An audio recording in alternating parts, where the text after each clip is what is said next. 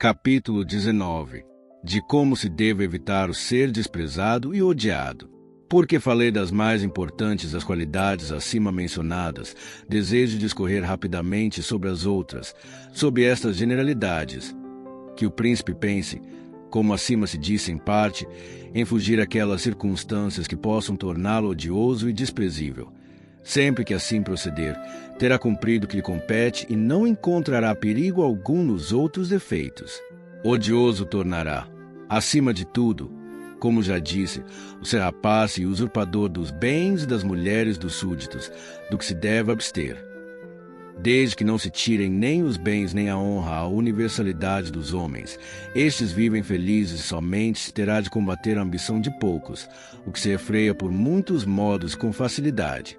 Desprezível torna a ser considerado volúvel, leviano, efeminado, pusilânime, irresoluto, do que um príncipe deve guardar-se como de um escolho, empenhando-se para que nas suas ações se reconheça grandeza, coragem, gravidade e fortaleza.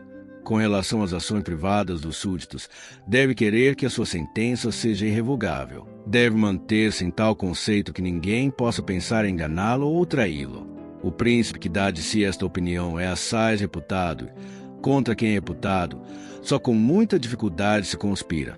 Dificilmente é atacado, desde que se considere excelente e seja reverenciado pelos seus.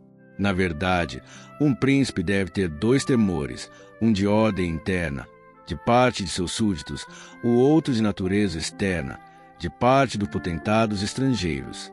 Deste se defende com boas armas e bons amigos, e sempre que tenha boas armas terá bons amigos. A situação interna, desde que ainda não perturbada por uma conspiração, estará segura sempre que esteja estabilizada a externa.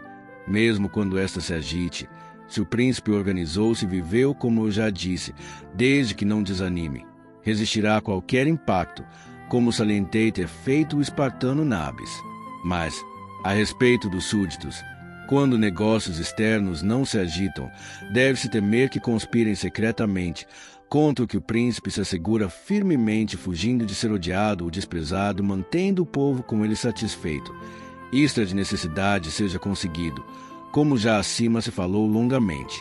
Um dos mais poderosos remédios de que um príncipe pode dispor contra as conspirações é não ser odiado pela maioria, porque sempre, quem conjura, pensa com a morte do príncipe satisfazer o povo, mas, quando considera que com isso irá ofendê-lo, não se anima a tomar semelhante partido, mesmo porque as dificuldades com que os conspiradores têm de se defrontar são infinitas.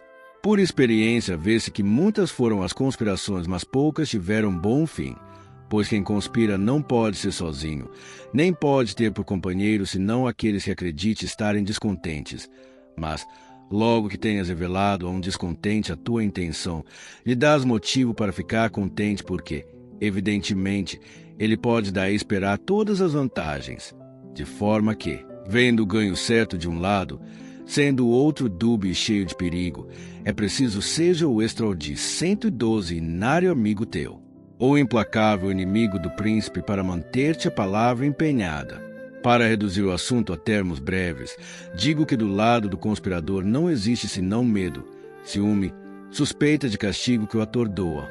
Mas, do lado do príncipe, existe a majestade do principado, as leis, as barreiras dos amigos e do Estado que defendem. Consequentemente, somada a tais fatores a benevolência popular, é impossível exista alguém tão temerário que venha a conspirar. Isso porque, geralmente, onde um conspirador teme antes da execução do mal, se tiver o povo por inimigo, deve temer ainda mesmo depois de ocorrido o fato, não podendo por isso esperar qualquer amparo. Deste assunto poder-se-ia citar inúmeros exemplos, porém, limito-me a apenas um, conservado pela recordação de nossos pais. Tendo sido Messer Aníbal Bentivoglio, príncipe em Bolônia e avô do atual Messer Aníbal, morto pelos Canesci que contra ele haviam conspirado, não restando de sua família senão Messer Giovanni, que era ainda criança de colo. Logo após o homicídio, o povo levantou-se e matou todos os Canesci. Isso resultou da bem-querença popular que a casa de Bentivoglio desfrutava naqueles tempos. Bem-querença essa tão grande que, não restando em Bolonha qualquer membro dessa família em condições de poder governar o estado após a morte de Aníbal e constando haver em Florença um descendente dos Bentivoglio que se julgava até então filho de um artífice. Os bolonheses foram até essa cidade e lhe confiaram o governo daquela comunidade, a qual foi por ele dirigida até que Messer Giovanni atingisse-a idade conveniente para governar. Concluo, portanto, que um príncipe deve dar pouca importância às conspirações se o povo lhe é benévolo, mas quando este lhe seja adverso e o tenha em ódio, deve temer tudo e a todos. Os estados bem organizados e os príncipes hábeis têm com toda a diligência procurado não desesperar os grandes e satisfazer o povo conservando contente, mesmo porque este é um dos mais importantes assuntos de que um príncipe tenha de tratar. Entre os reinos bem organizados e governados nos nossos tempos está aquele de França. Nele existem inúmeras boas instituições, das quais dependem a liberdade e a 113 rança do rei. A primeira delas é o parlamento com a sua autoridade. Aquele que organizou esse reino, conhecendo a ambição dos poderosos e a sua insolência, julgando ser necessário pôr um freio para corrigi-los, de outra parte, por conhecer o ódio da maioria contra os grandes com base no medo, desejando protegê-la, mas não querendo fosse este particular cuidado do rei. Buscou dele retirar o peso da odiosidade dos grandes em sendo favorecido o povo ou deixa ao dever apoiar os grandes. Por isso, constituiu um terceiro juiz que fosse aquele que, sem responsabilidade do rei, contivesse os grandes e amparasse os pequenos. Essa ordem não podia ser melhor nem mais prudente, nem se pode negar seja a maior razão da segurança do rei e do reino. Daí pode-se extrair outra conclusão digna de nota. Os príncipes devem atribuir a outrem as coisas odiosas, reservando para si aquelas de graça. Novamente concluo que um príncipe deve estimar os grandes, mas não se fazer odiado pelo povo. Talvez a muitos pudesse parecer, considerando a vida e a morte de alguns imperadores romanos, fossem elas exemplos contrários à minha opinião, dado que viveram exemplarmente e demonstraram grandes virtudes, e sem embargo disso, perderam o império ou mesmo foram mortos pelos seus que contra eles conspiraram. Esta terceira dificuldade era de tal forma séria que se tornou a causa da ruína de muitos, pois é difícil satisfazer ao mesmo tempo os soldados e o povo. Ele chamava a paz, por isso, estimava os príncipes moderados, enquanto que os soldados amavam o príncipe de ânimo militar, que fosse insolente, cruel e rapace, querendo que o mesmo exercesse tais violências contra as populações para poder ter, assim, duplicado soldo e expansão à sua rapacidade e crueldade. Tais fatos fizeram com que aqueles imperadores que, por natureza ou por engenho, não desfrutavam uma grande reputação de forma a poder manter freados um e outros, sempre se arruinassem. A maioria deles, principalmente aqueles que como homens novos chegavam ao principado, conhecida a dificuldade que resultava desses dois sentimentos diversos, propendiam para satisfazer aos soldados, pouco se preocupando com o fato de por tal forma ofender o povo. Esse partido era necessário, porque, não podendo o príncipe deixar de ser odiado por alguém, deve primeiro buscar não ser odiado por qualquer classe social. Mas, quando não pode conseguir isto, deve empenhar-se, por todos os meios, evitar o ódio daquelas classes que são mais poderosas.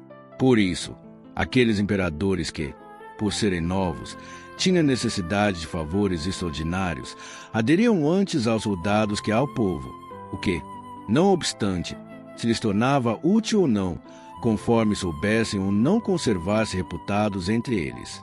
Das razões mencionadas, resultou que Marco, Pertinax, Alexandre, todos eles de vida modesta, amantes da justiça, inimigos da crueldade, humanos benignos, tiveram, a partir de Marco, triste fim.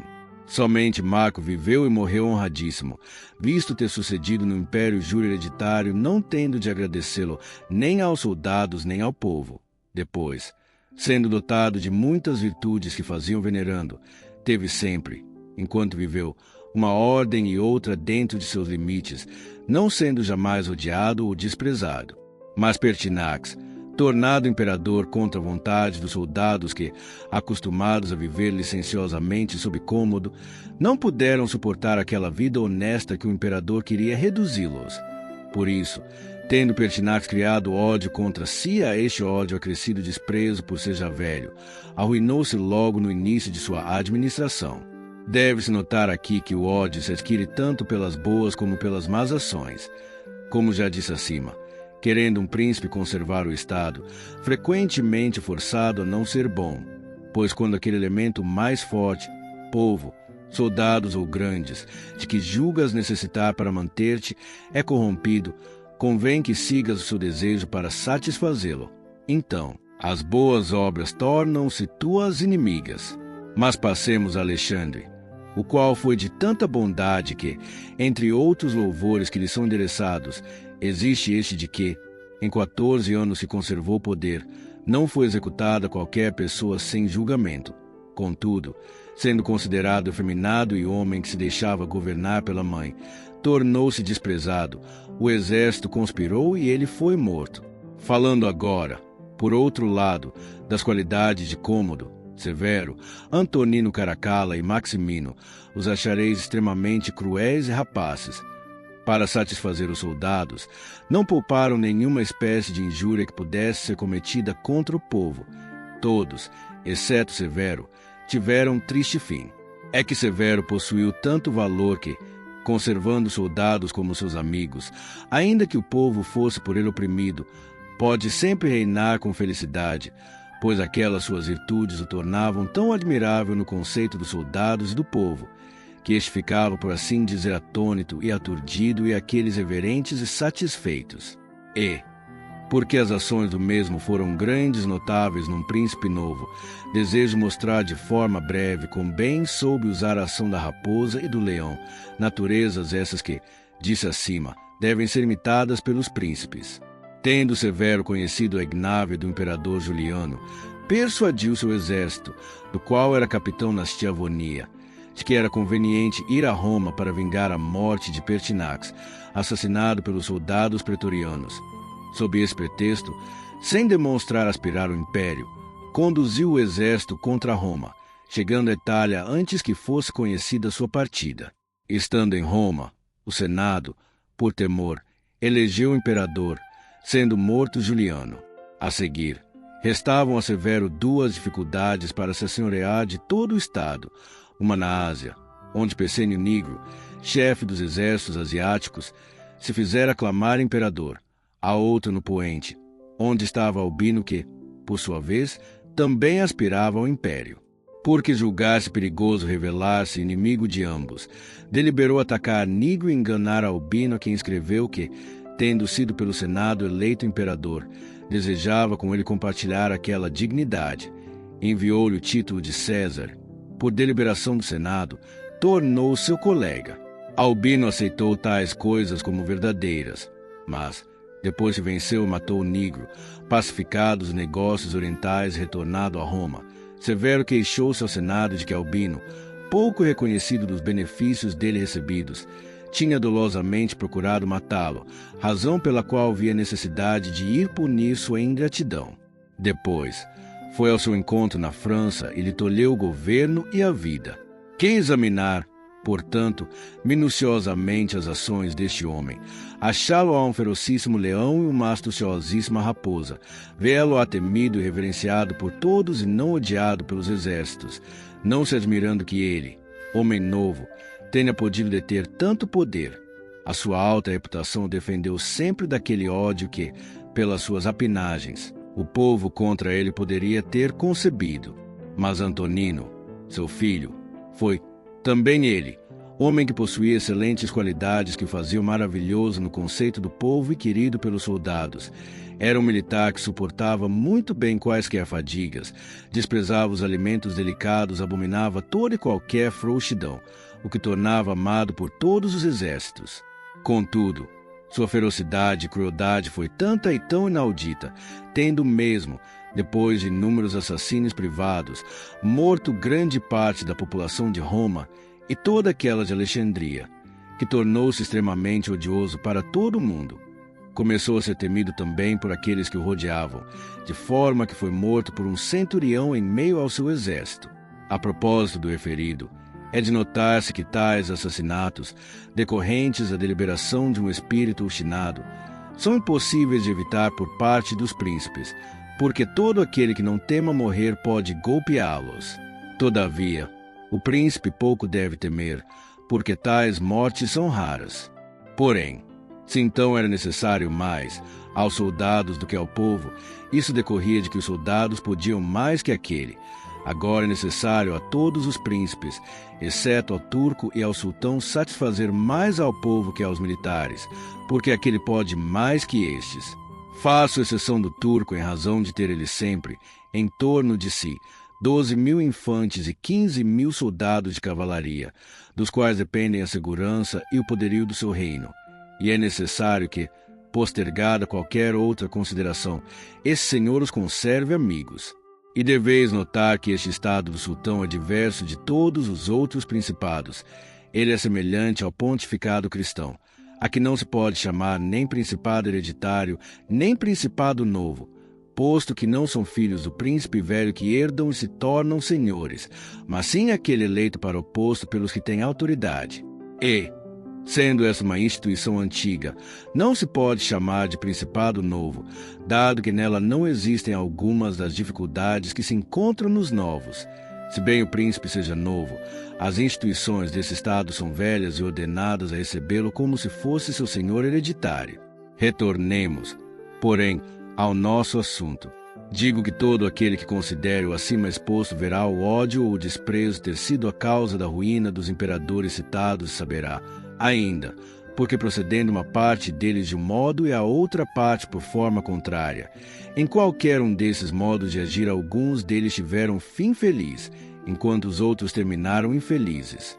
A Pertinax Alexandre, por serem príncipes novos, foi inútil e prejudicial querer imitar Marco, que se encontrava no principado e o hereditário. Igualmente, a Caracalla, Cômodo e Maximino foi pernicioso imitar Severo, por não possuírem tanta virtude que fosse bastante para que pudessem seguir suas pegadas. Portanto, um príncipe novo, num principado novo, não pode imitar as ações de Marco e tampouco é necessário seguir as de Severo. Deve tomar de Severo aquelas qualidades que forem necessárias para fundar seu estado, e de Marco aquelas que forem convenientes e gloriosas para conservar um governo já estabelecido e firme.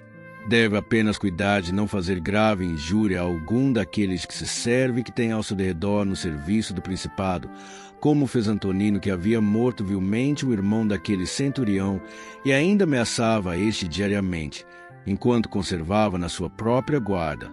Era resolução temerária e capaz de destruí-lo, como aconteceu. Passemos a Cômodo, para quem era de grande facilidade manter o império por possuí-lo e o hereditário, uma vez que era filho de Marco. Bastava seguir as pegadas do pai e teria satisfeito os soldados e o povo. Mas, sendo de espírito cruel e bestial, para poder usar sua rapacidade contra o povo, passou a cativar os exércitos e torná-los licenciosos. Por outro lado, não mantendo a sua dignidade, descendo frequentemente às arenas para combater com os gladiadores, fazendo outras coisas extremamente vis e pouco dignas da majestade imperial, tornou-se desprezível no conceito dos soldados. E, sendo odiado por uns e desprezado por outros, conspiraram contra ele e foi morto. Resta-nos narrar as qualidades de Maximino. Este foi homem belicosíssimo, estando os exércitos fastiados da moleza de Alexandre, de quem falei acima. Morto este, elegeram-no para o governo. Maximino não possuiu poder por muito tempo, pois duas coisas tornaram-no odiado e desprezado. Uma, o ser de condição extremamente vil, pois já apacentara ovelhas na Trácia, fato por todos bastante conhecido que lhe causava grande depreciação no conceito geral. A outra, porque, tendo no início de seu principado retardado em ir a Roma e tomar posse do trono imperial, dera de si impressão de extremamente cruel. Eis que, por intermédio de seus prefeitos, em Roma e em muitos pontos do império, praticara numerosas crueldades, de modo que, Agitado todo o mundo pelo desprezo à vileza de seu sangue, tomado de ódio pelo medo à sua ferocidade, rebelou-se primeiro à África, depois Senado com todo o povo de Roma. Toda a Itália contra ele conspirou. A esse movimento juntou-se seu próprio exército que, fazendo campanha em Aquileia e encontrando dificuldade no assédio, aborrecido de sua crueldade, temendo menos por vê-lo com tantos inimigos, matou-o. Não quero falar nem de Heliogábalo, nem de Macrino, nem de Juliano, os quais, por serem inteiramente desprezíveis, se extinguiram logo. Passarei, pois, à conclusão deste assunto. Assim, digo que os príncipes de nossos tempos têm a menos, nos seus governos, esta dificuldade de satisfazer extraordinariamente aos soldados. Eis que, não obstante se deva ter para com os mesmos alguma consideração, isso se resolve logo, pois nenhum destes príncipes tem um exército que seja inveterado com os governos e administrações das províncias, como eram os exércitos do Império Romano. Considero suficiente citar todos os imperadores que se sucederam no poder, desde Marco, filósofo, até Maximino, os quais foram Marco, seu filho Cômodo, Pertinax, Juliano, Severo, seu filho Antonino Caracalla, Macrino, Heliogábalo, Alexandre e Maximino. Deve-se notar inicialmente que, enquanto nos outros principados tem-se de lutar apenas contra a ambição dos grandes e a insolência do povo, os imperadores romanos encontravam uma terceira dificuldade, aquela de terem de suportar a crueldade e a ambição dos soldados. Querendo, portanto, responder a estas objeções, falarei das qualidades de alguns imperadores, mostrando as causas de sua ruína, não discrepantes daquilo que foi por mim aduzido, ao mesmo tempo, porém em consideração aqueles fatos que são notáveis para quem lê as ações daqueles tempos.